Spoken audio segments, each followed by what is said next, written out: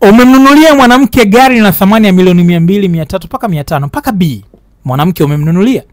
Alafu ile gari baada ya kumnunulia mwanamke wako au mke wako, alienda tu kuosha gari sehemu, labda kwa imechafuka anaenda kwenye kikao sehemu, au amepitia tu sehemu kwa fundi garage siku hiyo haupo, labda mwambie apeleke, akotana na fundi akamnunulia oil tufanya hata 200,000 au ya milioni, tufanya hata 2,000,000 service hiyo siku kwa 3,000,000. Yule fundi akamwambia basi tosha.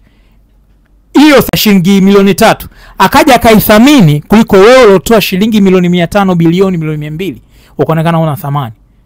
Unaweza kujilaumu kwa nini hajathamini mimi mpaka akatembea na humu mfagia uwanja nyumbani kwangu. Mimi mpa gari, ameenda kwa yule tu anamoshia gari amemthamini kuliko mimi. Kwa nini jamani? Kwa nini imekuwa hivi? Ni kwa sababu gani? Paka leo hakuna mwanamke anajua anataka nini katika maisha yake na katika maisha ya mwanaume au maisha ya mahusiano. Utampa hela, akutana na mtu ampe hela, akampa mapenzi, akachukua mapenzi na hela yako akanaitumia vile vile na thamani kwake kwa huna.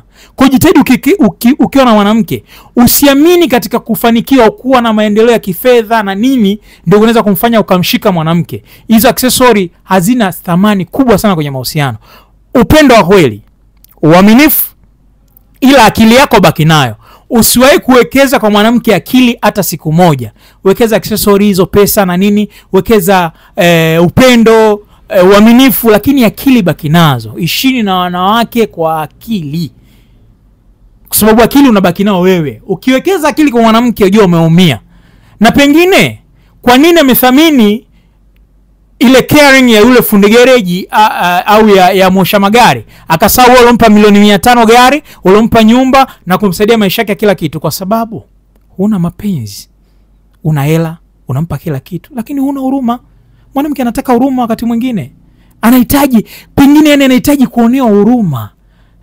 Hataki tu kila kitu hizo accessory na nini. Mwanamke ana vitu vingi sana anahitaji. Kaa muelewe mke wako, muelewe mchumba wako. Hiyo itakusaidia sana. Chao chao.